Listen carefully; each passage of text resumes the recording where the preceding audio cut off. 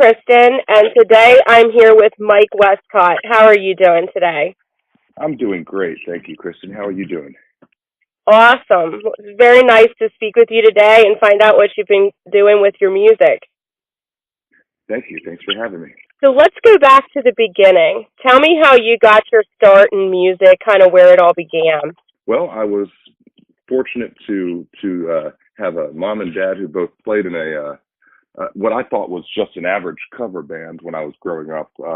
Turns out the members of the original band that my mom and dad were playing in, they were they were late bloomers for that band, but the original members were all Charlie Daniels buddies in high school, and they were all playing in a band before there was such a thing as the Charlie Daniels band. So I was fortunate to grow up with seeing some very incredible musicians just as great influences to me, and I didn't even realize it until I was much later, in life with trying to get my own music stuff going. So I'm just fortunate to be around music.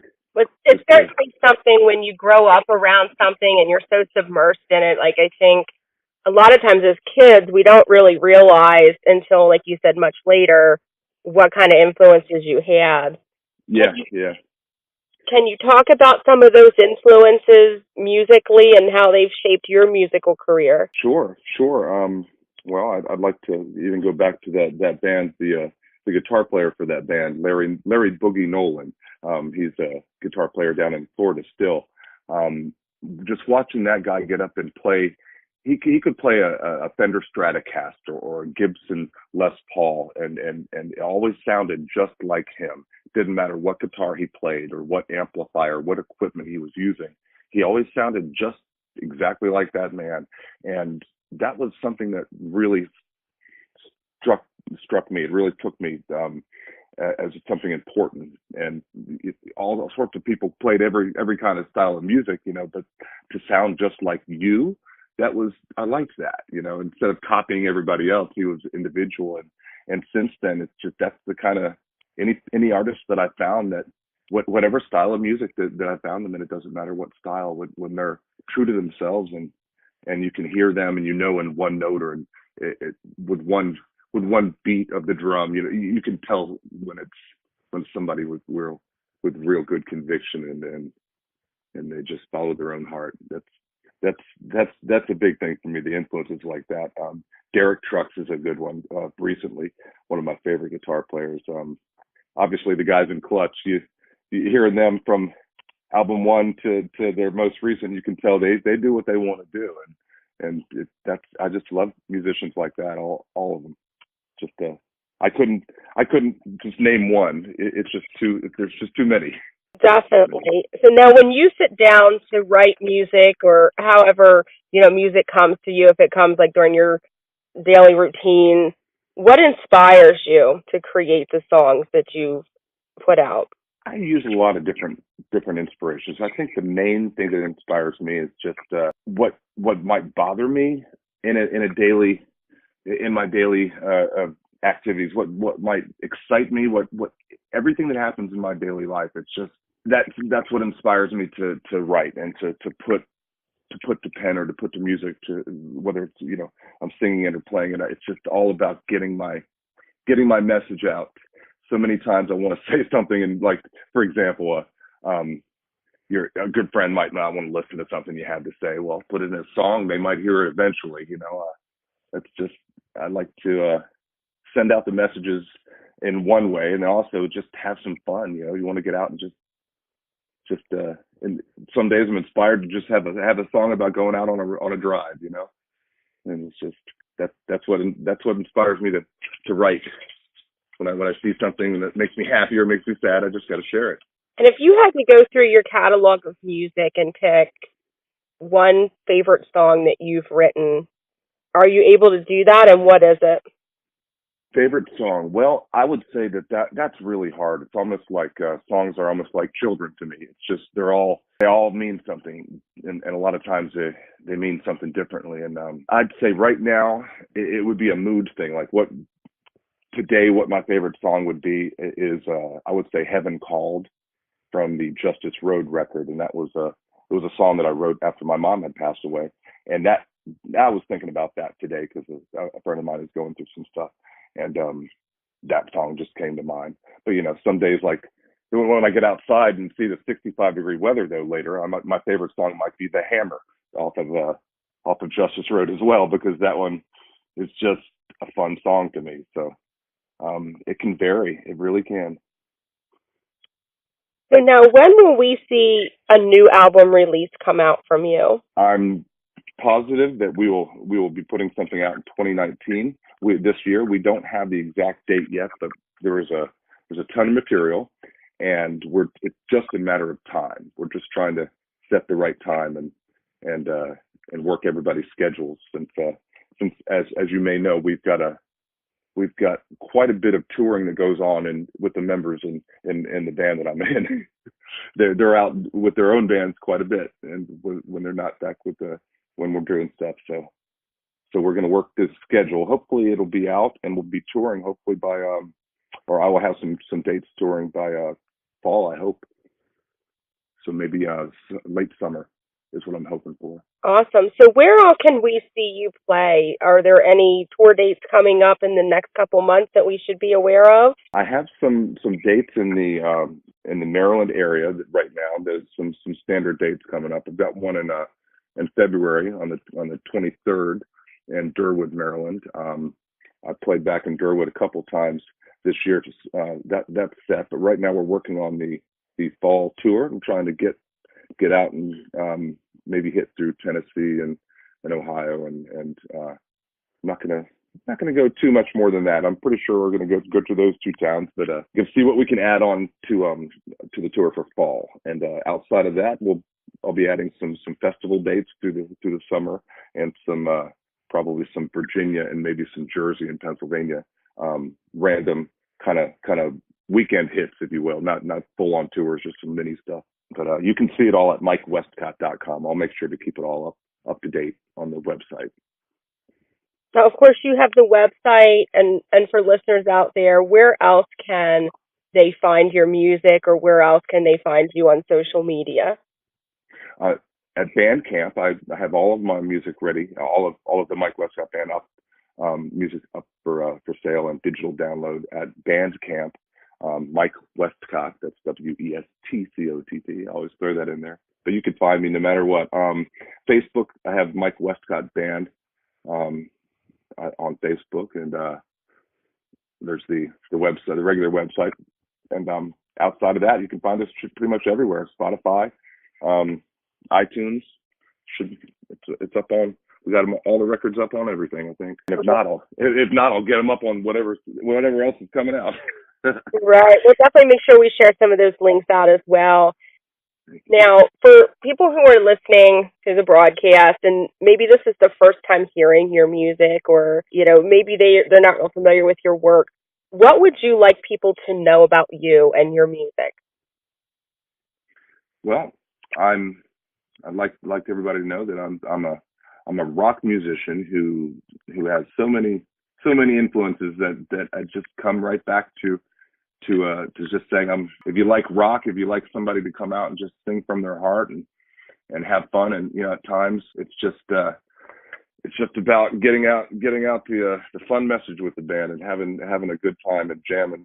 It's almost like if you took the Jimi Hendrix kind of era where it was very heavy into guitar, but also heavy into exploration and jam, and you add in stuff like the jam band scene that had happened with Government Mule and Hard Swim. I'm thinking about a local band.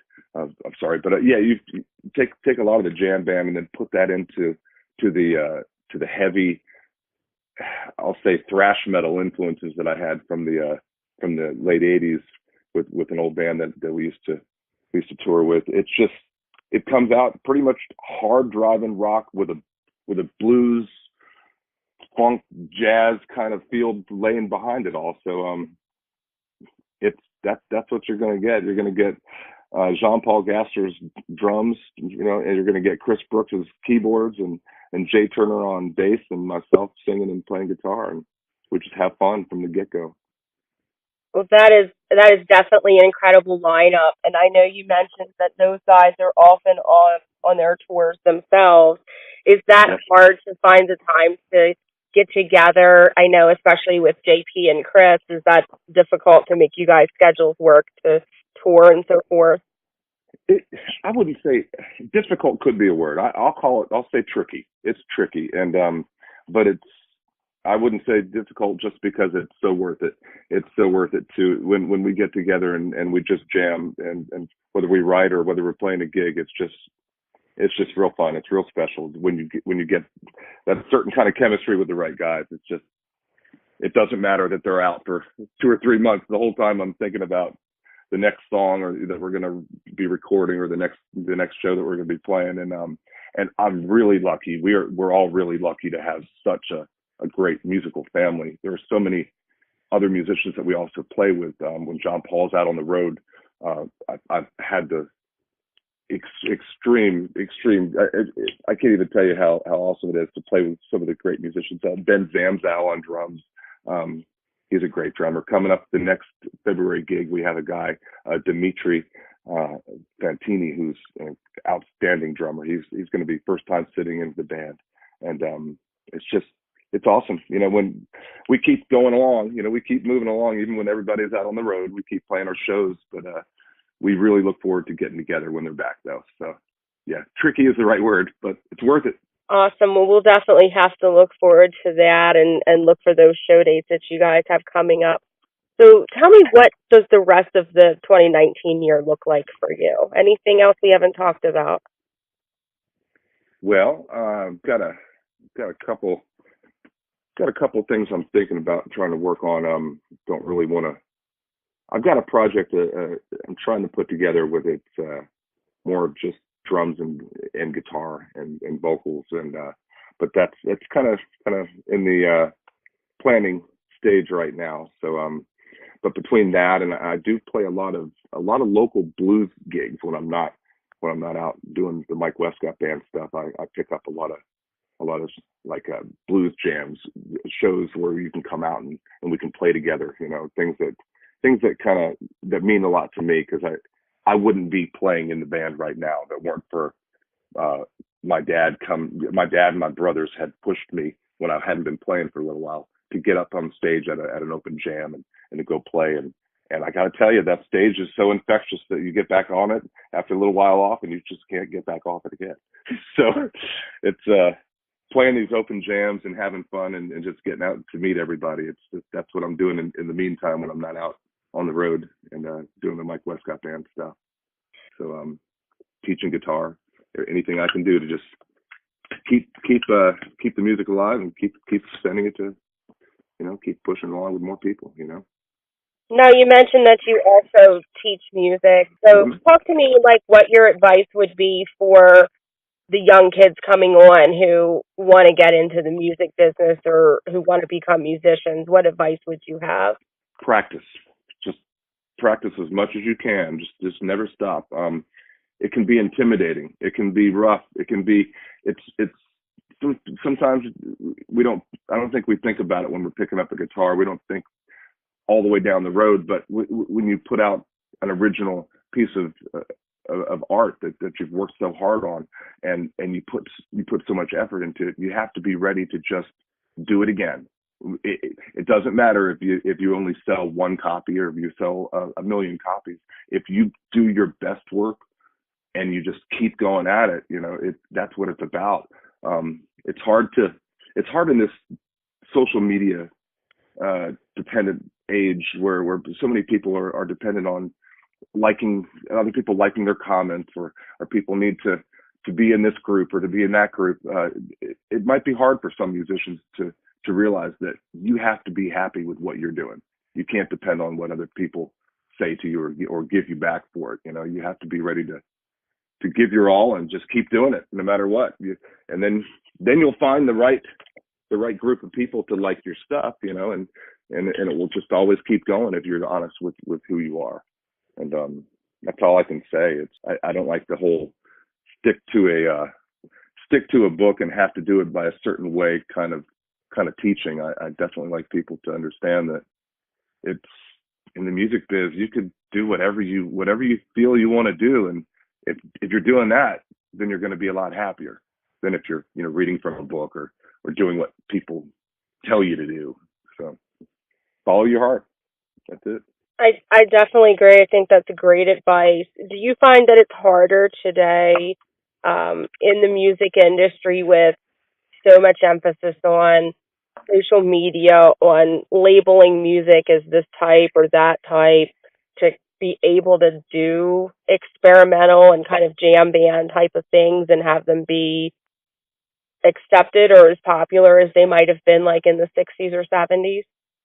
That's a good question, and I really don't know if it's harder.